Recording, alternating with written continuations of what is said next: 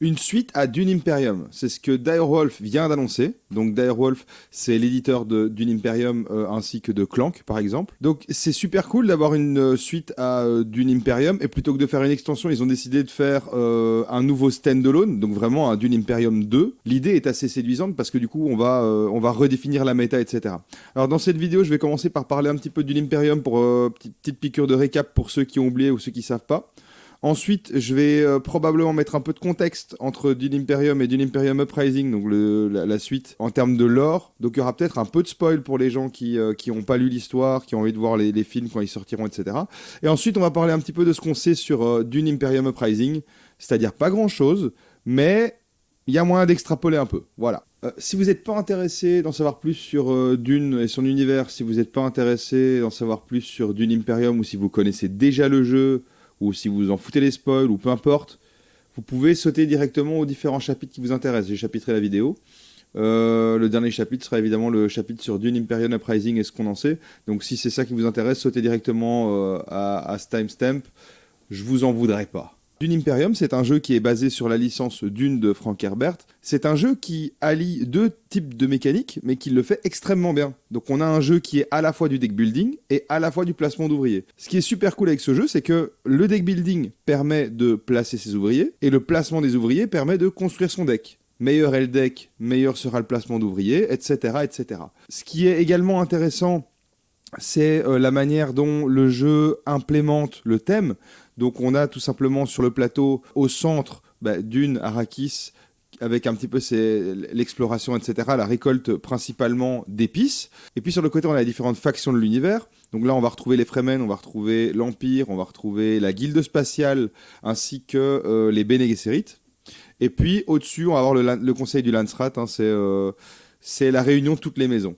Dans le lore de Dune Imperium, on est au début de l'histoire de Dune. Et donc, Dune Imperium est vraiment intimement lié avec les films de Denis Villeneuve. Et donc, le premier film Dune, tout simplement. Moi, Dune Imperium, j'adore ce jeu. Donc, de par ses mécaniques, de par son intégration du thème. Il y a quelques petites choses que j'ai trouvées un petit peu moins fun. Par exemple, on a toute une phase en fin de tour, une phase de combat, que je trouve pas très intéressante, même si évidemment, dans l'équilibrage, dans la stratégie, etc., il faut en prendre compte et elle est super importante dans le jeu. Mais voilà, moi c'est la phase qui me plaît un peu moins. Par contre, j'aime beaucoup vraiment cette manière dont on va créer des alliances avec les différentes factions et améliorer son deck de cette manière. Donc voilà, ça c'est pour Dune Imperium. Ceux qui connaissent pas le jeu, foncez, il est vraiment cool. Deux extensions sont sorties par la suite pour étoffer le jeu, voilà, c'est super cool comme jeu. Donc, alors maintenant parlons un peu du lore de Dune. Donc pour les spoils, barrez-vous tout de suite. Dune Imperium, le jeu de base, est basé sur le lore du début de Dune, et aussi par la même occasion du premier film Dune, du début du premier film Dune de Denis Villeneuve. D'ailleurs, les illustrations du jeu Dune Imperium sont clairement basées sur la direction artistique et les personnages de Dune, le film. Donc c'est clairement intimement lié. Dans Dune, on commence donc avec des factions telles que les Harkonnen, les Leto, etc. Enfin, des factions des familles, Harkonnen, Leto, etc. C'est de là que viennent les différents héros qu'on va pouvoir jouer. Donc les héros vont être par exemple le Leto Atreides ou le Baron Harkonnen. Ces différents personnages auront des pouvoirs et vont interagir avec les différentes factions du plateau. Donc on peut s'imaginer que Dune Imperium Uprising, c'est-à-dire la suite de Dune Imperium, se basera sur le début du deuxième film de Denis Villeneuve. Et on peut le voir dans les différents personnages ici qu'on peut observer dans les images qui nous ont été données par Direwolf. On voit par exemple que Paul Atreides est devenu Muad'Dib. Donc c'est-à-dire que il est dorénavant Fremen, et ça c'est clairement dans la suite de l'histoire.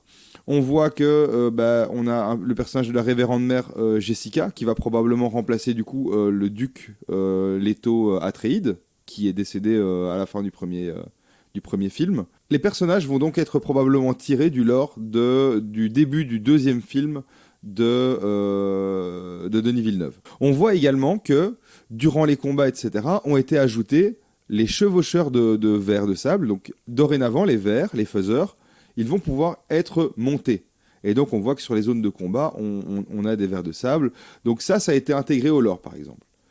Voilà, je pense qu'il va y avoir pas mal de choses intéressantes. Ici, dans les cartes, on voit Usul. Usul, c'est le nom donné à Paul Atreides par les Fremen. Plein de choses qui nous laissent clairement à penser, même pas que à penser, hein, je pense qu'on peut en être sûr là à ce stade, que le jeu sera basé sur le lore du deuxième film.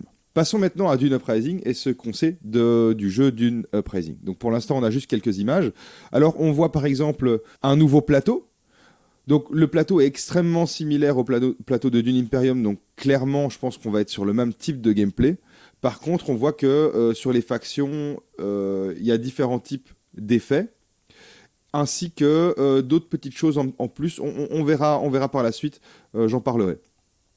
On a également un petit texte ici qui est venu avec l'annonce, et on voit que on mélange à nouveau du deck building et du placement d'ouvriers, donc voilà, pas de surprise. On a également le besoin de balancer le pouvoir militaire ainsi que les intrigues politiques. Donc là, on est toujours dans le lore et dans la manière dont les deux éléments interagissaient dans Dune Imperium. Par contre, on a de nouveaux outils qui nous amènent à la victoire. Donc ça, c'est intéressant. On voit ici que ont été intégrées des mécaniques d'espionnage. Donc très curieux. Si on observe le plateau de jeu, ainsi que les pièces des joueurs, on voit de nouveaux types de pièces.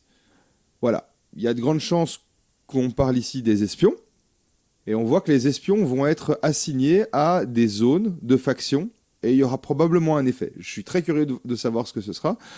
Il y aura également probablement des cartes qui vont être liées aux espions, donc très curieux de voir ce que ça va donner.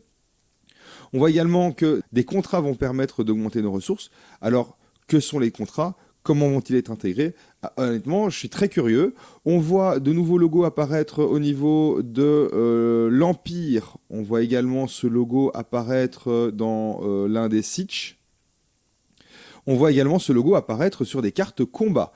Probablement que ce logo sont les contrats ou, je sais pas, des cartes intrigues ou voilà, difficile à dire.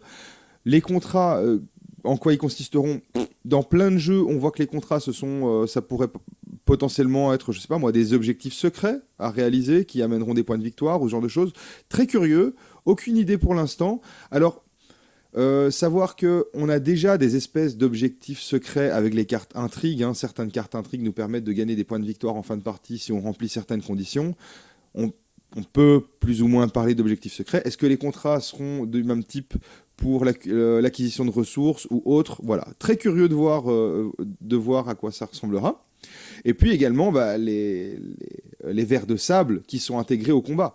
Donc comment fonctionnent les vers de sable ? On va voir. Alors ici sur le plateau déjà, on voit qu'on a un petit jeton supplémentaire par rapport au jeu Dune Imperium qui ressemble très fort au crochet que les Fremen utilisent pour monter les vers de sable. Donc ça, on le voit déjà dans les trailers du deuxième film, même sur la boîte de Dune Imperium Uprising.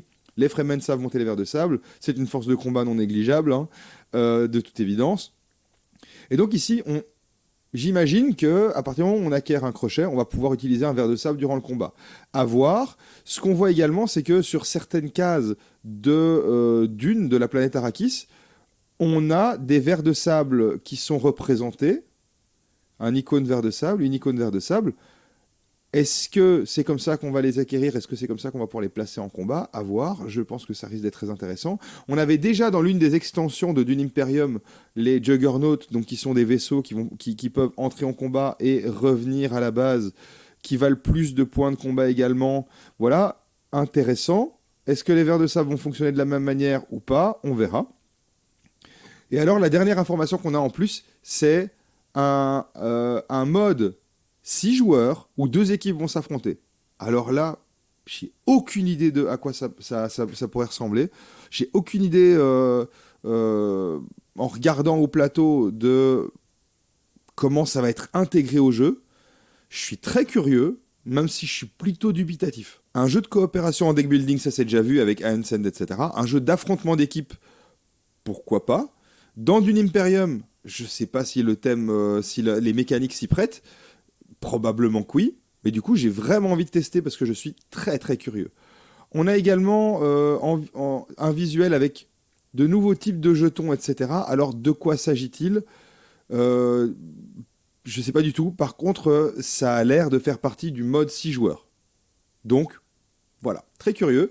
J'attends avec impatience la sortie de ce Dune Uprising. J'imagine que sa sortie tournera autour de la sortie du deuxième film. Voilà. Dune Imperium spoil déjà pas mal pour les gens qui n'ont pas vu le premier film. Hein. Si vous avez envie de voir le premier film, regardez-le avant de jouer à Dune Imperium parce que certaines cartes peuvent vous spoiler. Dune Imperium Uprising aura probablement le même effet sur le deuxième film. Regardez le deuxième film avant de jouer à Dune Imperium Uprising parce que rien qu'en regardant les cartes là, on voit du spoil. Sur ce, merci d'avoir regardé la vidéo. J'attends avec impatience. N'hésitez pas à dire en commentaire ce que vous pensez de Dune Imperium, votre hype de Dune Imperium Uprising, voilà, votre amour pour l'univers de Dune. Moi perso, j'adore et je suis extrêmement curieux. Merci d'avoir regardé la vidéo et des bisous.